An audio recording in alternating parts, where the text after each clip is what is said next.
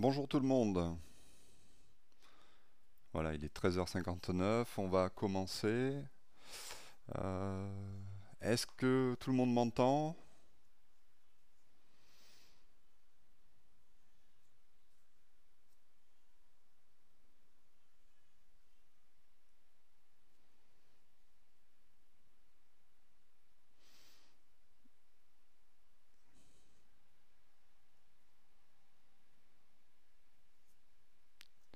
C'est normal il n'y avait pas de son pour l'instant. Hmm. Voilà. Donc apparemment c'est bon pour tout le monde. Ok. Bien. Eh bien, on va pouvoir commencer. Euh, on va directement attaquer l'exercice. Peut-être avant, je vais dire certaines choses sur le thème de la géométrie. Alors, je ne sais pas quel niveau vous avez, mais il y a des choses intéressantes quand même à dire, et c'est pour ça que j'ai choisi cet exercice. Parce qu'en géométrie, comme en mathématiques en général, il faut faire attention à ce que l'on voit et au raisonnement. Hein. Il faut bien distinguer les deux. On démontre pas en disant je vois que. Donc ça, c'est la première chose.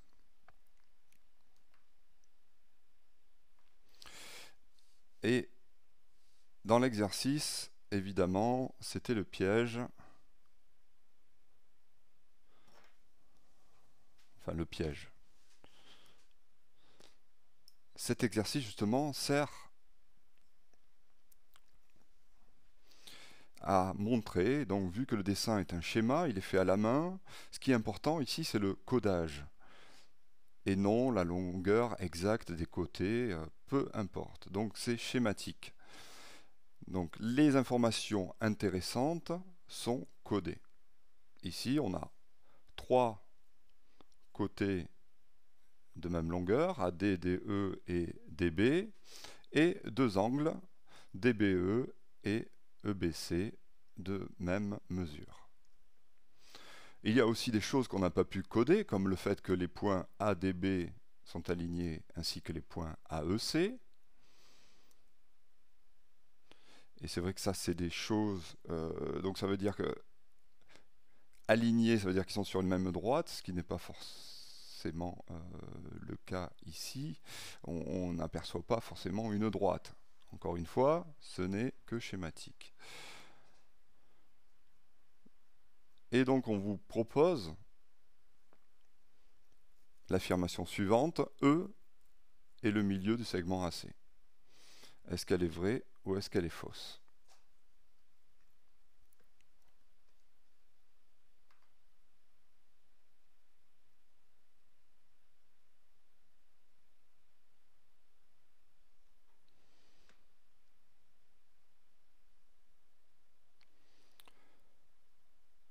Alors d'après moi, le streaming se passe bien, donc normalement vous devriez avoir du son. Il ne devrait pas y avoir de soucis à ce niveau-là. Maintenant, peut-être qu'il faut augmenter le volume de votre côté. Je peux l'augmenter du mien aussi. Peut-être que... Voilà, dites-moi, tenez-moi au courant.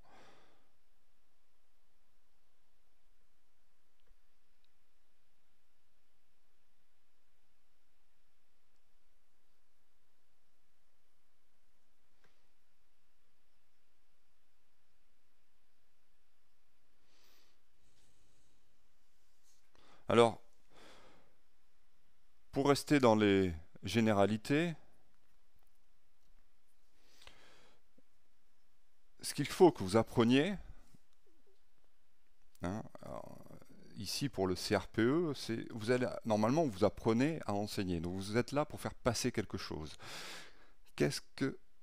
Et en mathématiques, vous allez faire passer ce que sont les mathématiques.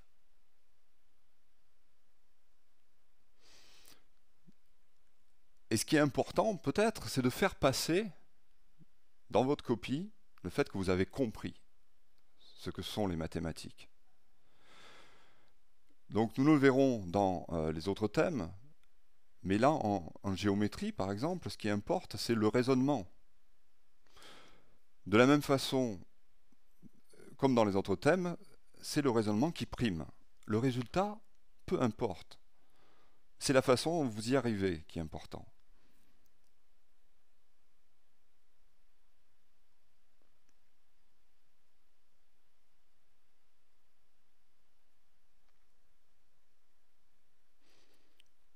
Ne vous inquiétez pas, des fois je m'arrête, donc évidemment je regarde un peu le chat là, s'il y a des questions. Donc oui, il y a le son qui coupe, qui s'arrête à des moments, hein, parce que j'arrête de parler en fait.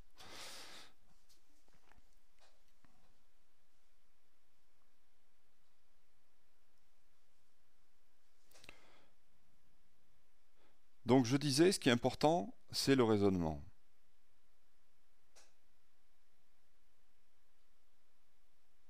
On verra aussi dans les activités numériques que en mathématiques, ce que l'on veut, ce que l'on obtient, c'est un résultat juste. Donc ne me mettez pas une valeur approchée quand on veut démontrer quelque chose. La valeur approchée, vous ne la mettez que si on vous la demande. En mathématiques, on va mettre un résultat juste toujours.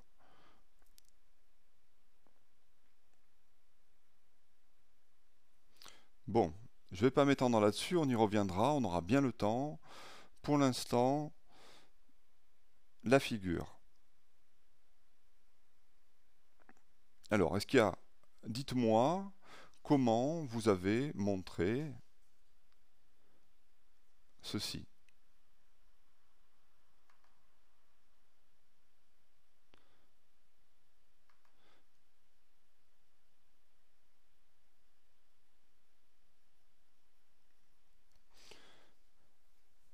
Ah, une chose que je ne vous ai pas dite, alors j'ai une petite de 2 mois qu'il va falloir que j'amène chez la pédiatre et donc il va falloir que je vous quitte plus tôt.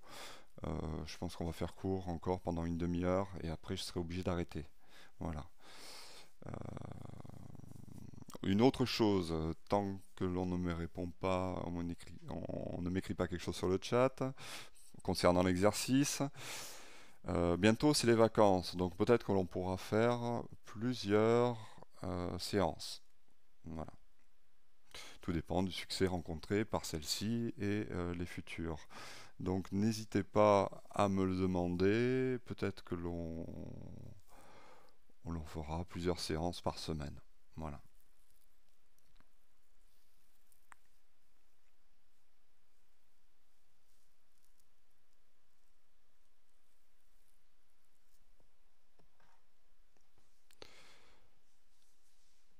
Alors, quelqu'un pour se dévouer?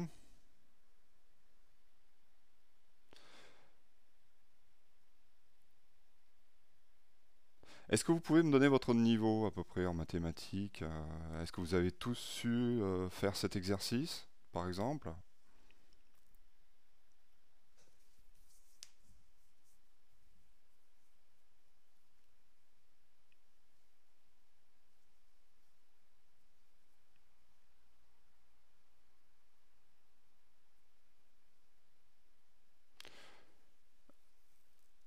Alors oui, il y a des idées. On me demande aussi c'est quoi la consigne. Alors la consigne, elle est sur le site, hein. Il suffit d'aller sur le limoun.fr à la rubrique CRPE.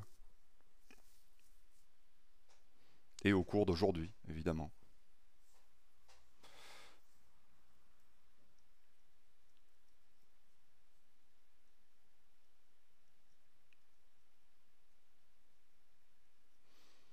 Alors je vois qu'il y en a qui ont utilisé BDE Isocell.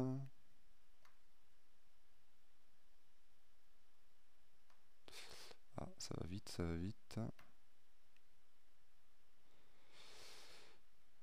Langue BDE est égale à langue BED DEB, oui.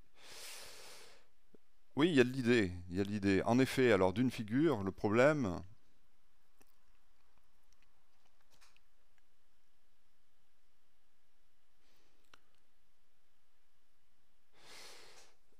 Donc voilà, d'une figure comme ça, avec ce codage, on peut tirer multiples informations. Maintenant, est-ce que ça va servir à démontrer ce que l'on veut? Ben, pas sûr. Mais par contre, c'est un exercice intéressant. Hein, déjà, donc, d'avoir un schéma, donc un graphique dessiné à main levée, qui permet de ne pas s'attarder aux longueurs exactes, aux mesures exactes, peu importe. Ce qui est important, c'est le codage, donc les données. Donc je rappelle, ADB aligné, AEC aligné, l'égalité de quelques côtés, ici de quelques longueurs, et d'angle, et de mesure d'angle. Alors ce que je propose, c'est que à partir de ce dessin, on déduise des choses. Bon, j'ai vu qu'il y en a qui ont pensé à Thalès aussi, à la droite des milieux, à des triangles isocèles, en effet. Alors, je vais écrire d'une autre couleur. Mettons orange. Orange, ça va être ce que l'on peut déduire par une propriété du codage. Par exemple, dans le triangle ADE, on a quoi? On a un triangle isocèle en D. Donc on pourrait déduire que ces angles ici sont de même mesure.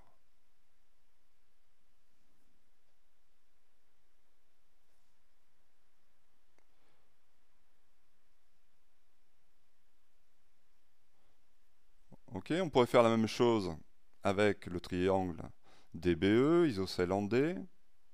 À ce moment-là, les angles DBE et DEB sont de même mesure. Bien. Est-ce que l'on peut faire autre chose?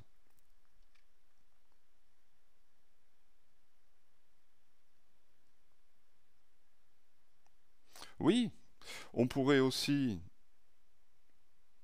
déduire que, regardez, la distance DA est égale à la distance DE, qui est égale à la distance DB. Ça veut dire quoi? Ça veut dire que les points A, E et B sont équidistants du point D.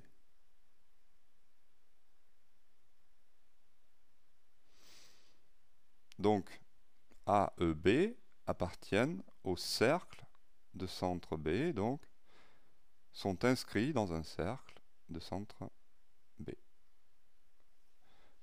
Voilà l'idée. Donc ça, retenez, c'est important. Du moment que trois points sont équidistants d'un même point, ça veut dire qu'ils sont inscrits dans un cercle.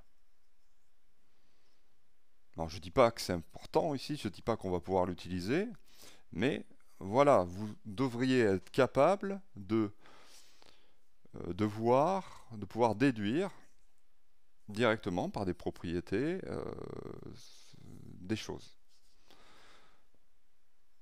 Ensuite, alors, ces deux angles égaux ici, est-ce qu'ils peuvent servir à quelque chose? Donc ça veut dire que BE est la bisectrice de l'angle DBC.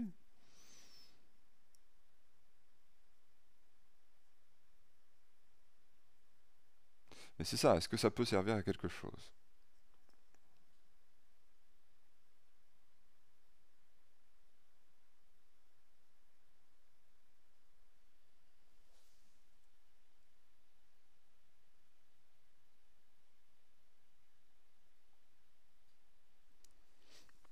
Alors, avec le calcul d'angle, on me dit.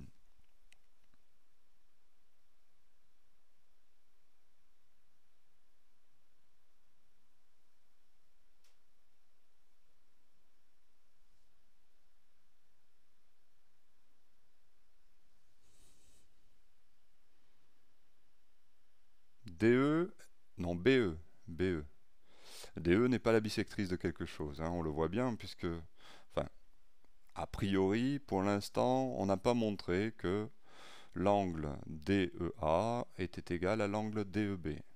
Donc DE n'est la bisectrice de rien. Oui, c'est BE qui est la BE, pas DE, hein, BE qui est la bisectrice de l'angle ABC.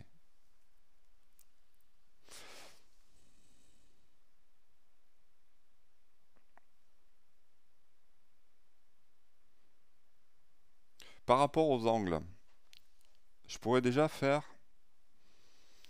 une petite remarque. Quand on nomme un angle, ici, on a plein de points. Et il y en a qui pourraient être tentés d'appeler l'angle DAE, pardon, le nommer l'angle A.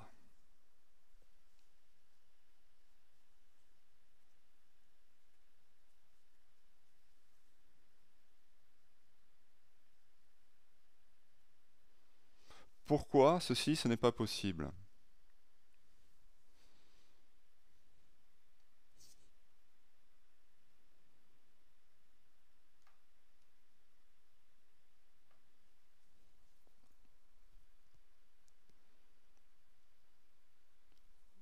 Je vous laisse réfléchir un peu.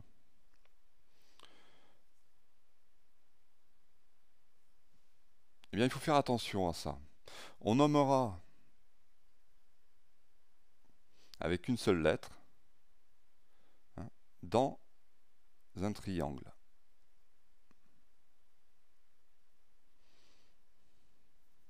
Quand on se situera dans un triangle.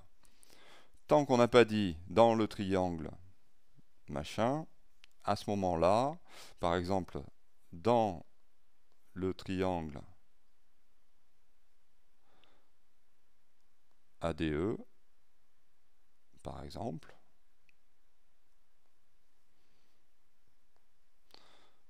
à ce moment-là, vu qu'on est dans le triangle ADE, ben le dessin, ce qu'on regarde du dessin, c'est juste le triangle. Et à ce moment-là, l'angle DAE, c'est pareil que l'angle A. Ou encore, l'angle AED, c'est l'angle E. Vous allez très vite comprendre pourquoi. Dans un dessin plus complexe que celui-ci, regardez pour le point E. Qu'est-ce que je pourrais appeler l'angle E? Si je ne précise pas qu'on est dans le triangle ADE. Mais il y aurait plein de possibilités. L'angle E, ça pourrait être celui-là, ça pourrait être celui-là, ça pourrait être celui-là, ou ça pourrait être celui-là. En revanche, si je me situe dans le triangle ADE, ben c'est forcément cet angle.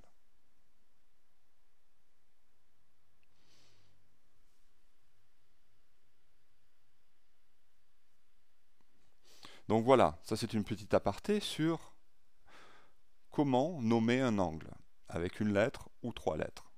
Donc retenez que vous ne pourrez nommer un angle avec une lettre que quand vous situez ou quand vous avez précisé dans quel triangle vous travaillez. Bien.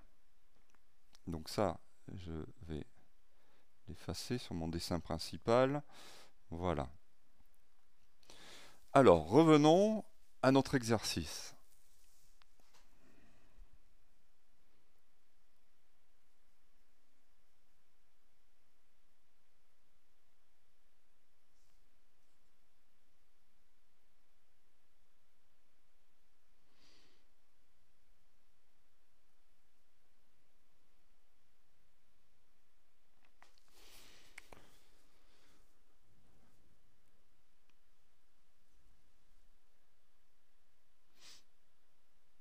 Est-ce que ça vous fait penser... Alors, il y en a qui m'ont parlé de Thalès, théorème des milieux. Bien, mais parlons-en. En effet, ça aurait dû vous mettre la puce à l'oreille, le fait que ADB et AEC soient alignés, tout de suite on pense à Thalès. Hein, ça fait partie de la rédaction du théorème, donc on y pense.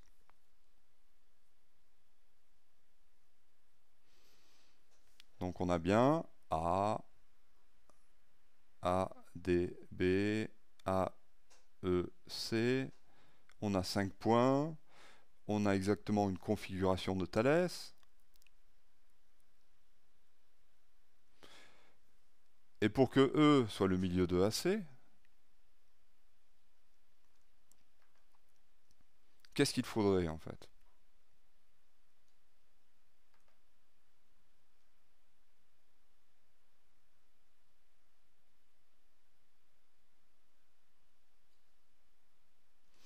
En effet, alors, on ne sait pas si DE est parallèle à BC.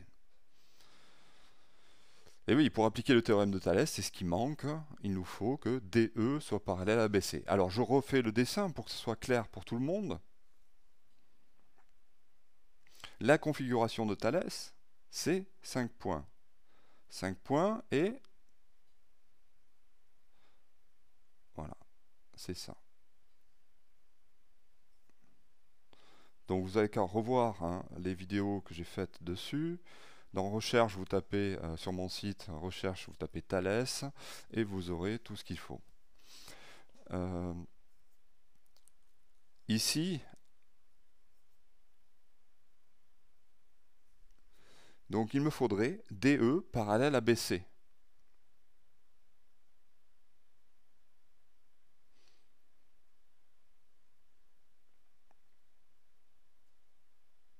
DE parallèle à BC pour avoir quoi? Pour avoir, par exemple, petit côté sur grand côté, qui est égal à petit sur grand.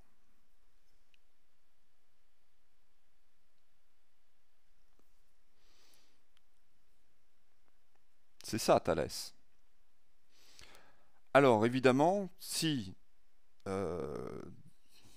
on applique Thalès, donc on aurait ça, dA ou AD sur dB, qui est égal à AE sur EC.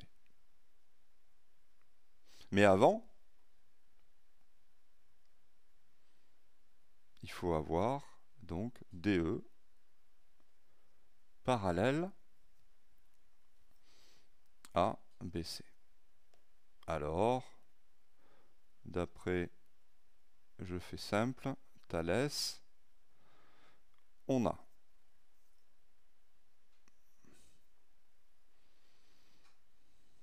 là je fais comme si j'étais au brouillon. D'ailleurs, il vous faudra apprendre à travailler au brouillon, avoir toujours un brouillon à côté de vous, même si vous faites un concours blanc ou quand vous faites des exercices, pensez toujours avoir un brouillon à côté de vous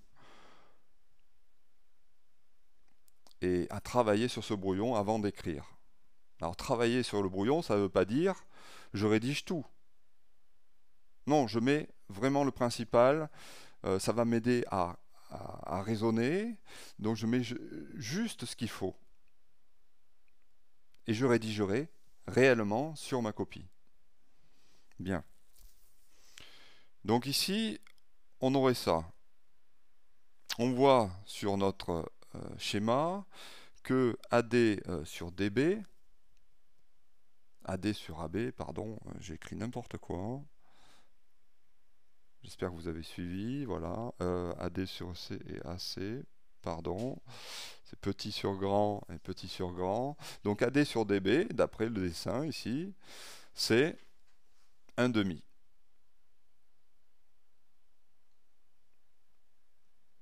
Donc on aurait AE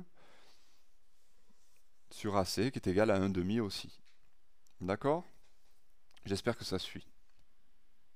Bon. Mais il y a quelque chose de plus adapté. Ça, Thalès, c'est au niveau du niveau 3e. Et en 4e, on a vu quelque chose qui s'appelle le théorème des milieux. Et le théorème des milieux dit quoi? Que si DE est parallèle à BC, alors, d'après le théorème des milieux,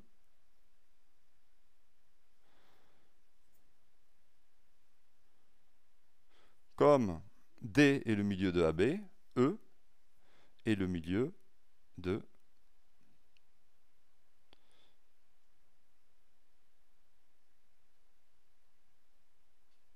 AC.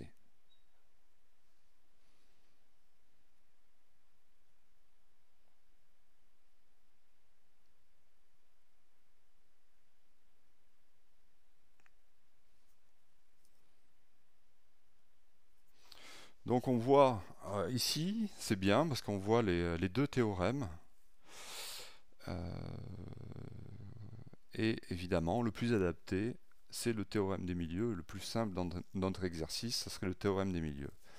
Mais bien sûr, pour l'appliquer, encore une fois, qu'est-ce qu'on a remarqué? Il faut d'abord montrer que DE est parallèle à BC.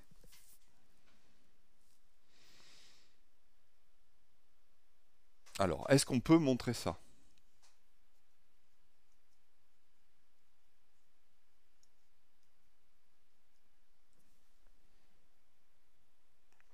Est-ce qu'on peut montrer que DE est parallèle à BC?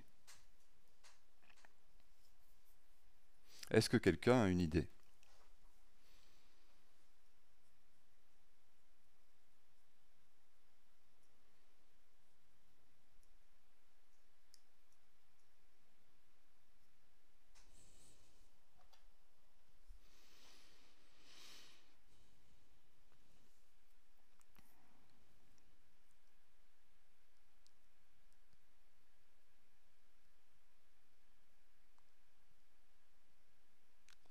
Non, non, je suis pas arrivé.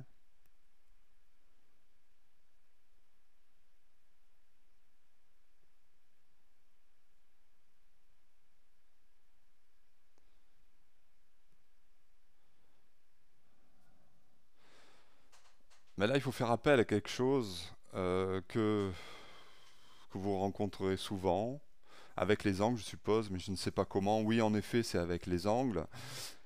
C'est ce qu'on appelle les angles alternes internes. Donc, tout ce que voilà, il faut connaître ces angles alternes internes, les configurations, les angles opposés par le sommet, etc. À vous de revoir. Pour ça, je vous invite encore d'aller, je vous invite à aller sur mon site, à faire une recherche, à taper par exemple euh, alterne en recherche, et vous tomberez sur le chapitre qui parle des angles alternes internes et qui va vous expliquer un peu mieux. Je peux vous en dire deux mots. La configuration des angles alternes internes, c'est ceci. Donc il faut deux droites coupées par une troisième. Qu'est-ce qu'on va appeler les angles alternes? Alternes, c'est-à-dire qu'ils vont être autour de la droite bleue. Hein, la droite delta. Alterne. Alterné.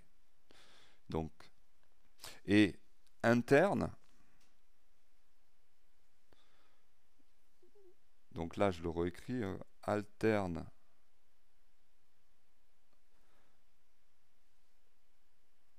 interne. Interne, ça veut dire qu'ils vont être à l'intérieur de ces deux droites. Donc alterner autour de delta et interne. Donc évidemment, ça peut être, si c'est celui-là qui est à l'intérieur, l'autre qui est de l'autre côté de la droite delta est toujours à l'intérieur dans ce bandeau violet, c'est celui-là. Ou sinon, ça pourrait être celui-là et celui-là. Encore une fois, revoyez la vidéo si vous avez un souci avec ça.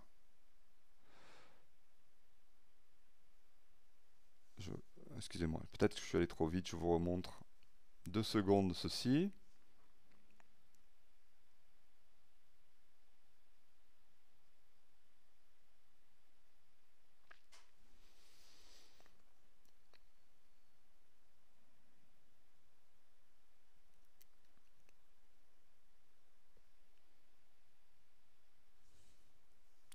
Alors comment appliquer ça à notre dessin?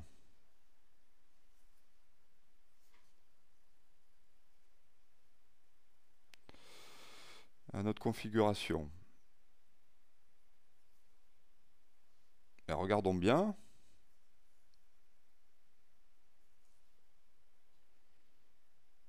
D, E, B, C. Voilà, c'est ça. On a D, E, B, C.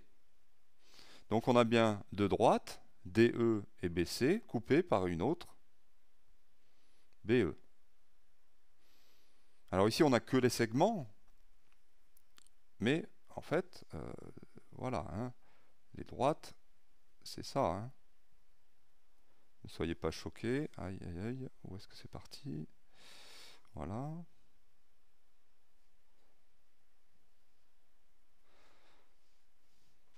Donc on a bien ce que l'on disait tout à l'heure, deux droites coupées par une troisième. Quels vont être les angles alternes internes ici? Donc il faut repérer l'intérieur. Interne, c'est ça. Et regardez, est-ce qu'on en a des angles alternes internes? Eh bien oui, on a celui-là et celui-là. Ils sont bien alternés autour de BE. Et qu'est-ce que dit la propriété des angles alternes internes? Elle dit que si ces angles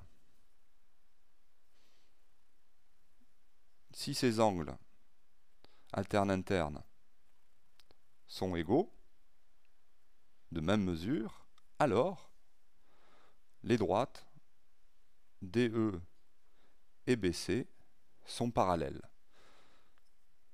Donc attention, ici,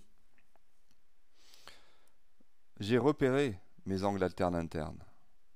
Hein, mais je n'ai pas dit qu'ils étaient égaux. Je les qualifie juste d'alternes internes. De la même façon pour cela, pour les bleus. Ce sont celui-ci et celui-ci, sont deux angles alternes internes, mais ils ne sont pas forcément égaux. Ils deviennent égaux si les deux droites ici, ils deviennent égaux de même mesure, pardon, si ces deux droites sont parallèles. Et, ou inversement. S'ils sont égaux, forcément, les deux droites sont parallèles. Alors, ici, qu'est-ce qu'on a? Nos deux angles alternes internes, on a nos deux angles de même mesure.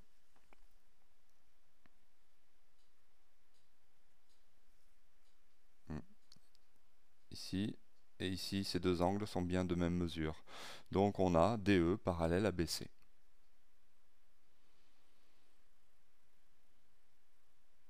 Comment on rédigerait?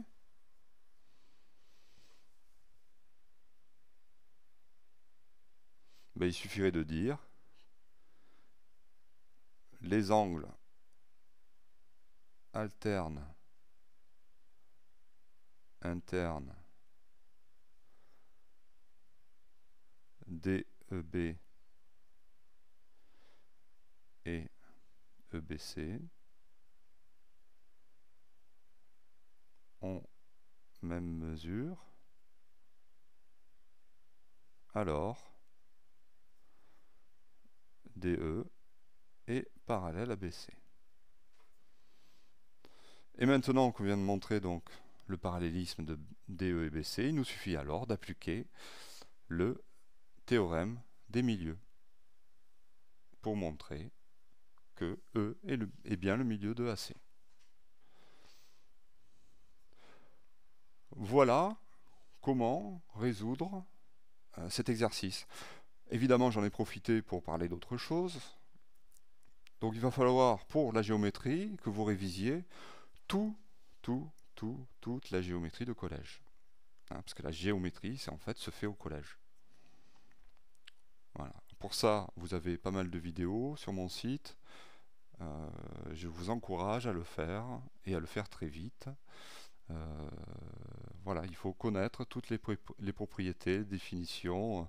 Revoyez-le, il n'y en a pas énormément que ça. Faites des fiches euh, et, et vous pourrez comme ça démontrer. Hein. Si vous n'avez pas les propriétés en tête, c'est déjà la première chose à avoir. Ça sera difficile de trouver comment démontrer quelque chose. Est-ce que vous avez des questions? Je vais juste, en attendant les questions sur le chat, je vous dis juste un petit mot par rapport à tout ce qui est géométrie dans l'espace.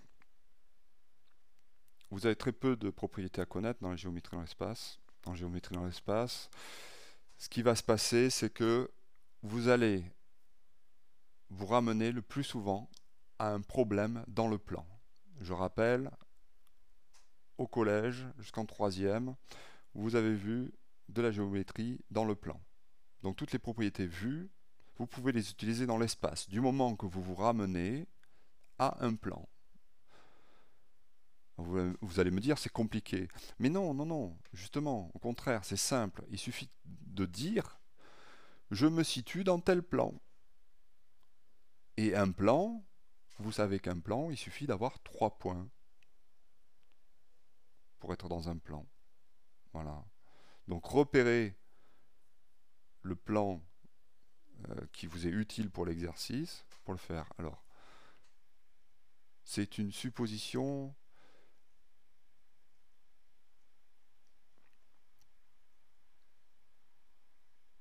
Comment rédiger la conclusion sur le théorème? Quel théorème? Celui des milieux ou celui des angles alternes internes? Parce que je l'ai rédigé.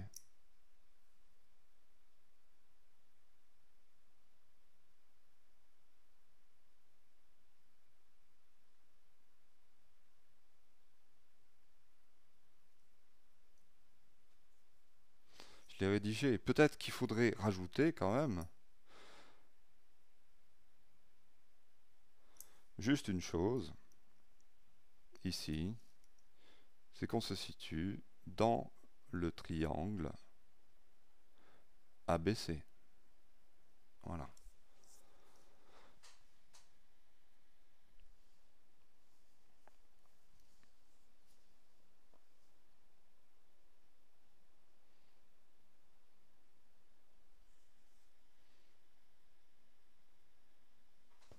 Donc vous voyez, la rédaction,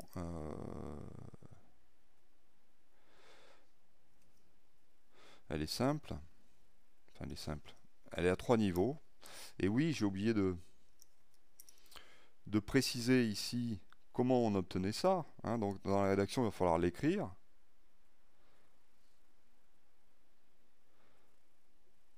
Il va falloir que j'efface ça.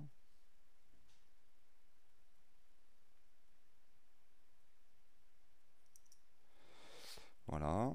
Donc avant, ça c'est l'étape 2. Et ça l'étape 3. Hein. Mais il y a la première étape, c'est bien montrer que l'angle DEB, donc il faut parler, dire que BD est égal à DE, alors le triangle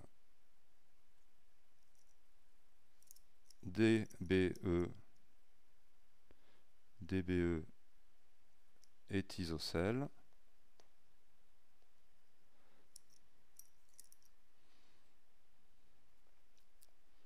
Et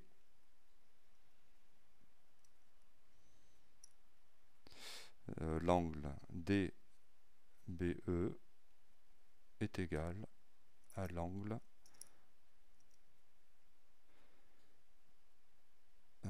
DEB.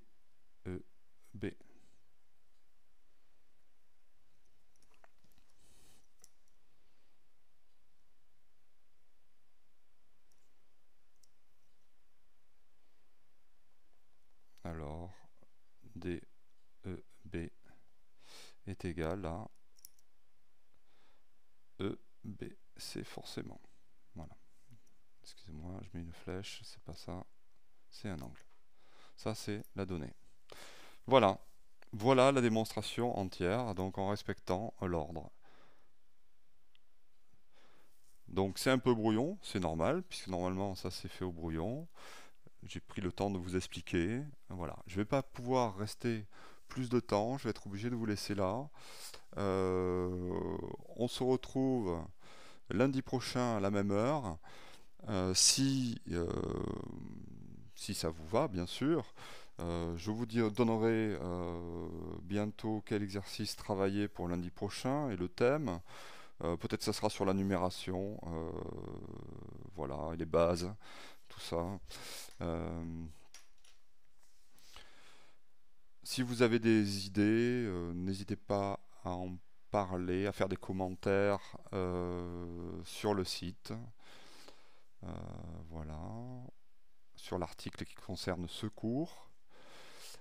Et voilà, j'essaierai de m'adapter à vos besoins. Donc je vous souhaite une bonne après-midi et à bientôt. N'hésitez pas à donner, j'ai rajouté ça sur ma page. Vous pouvez faire, vous pouvez aussi, donc quand vous regardez mes vidéos, n'hésitez pas à cliquer sur j'aime, hein, n'oubliez pas de le faire, c'est toujours utile pour moi. Voilà. Et à partager ce cours qui peut être intéressant pour d'autres. Donc je vous remercie pour vos remerciements et vos encouragements et à très bientôt. Au revoir.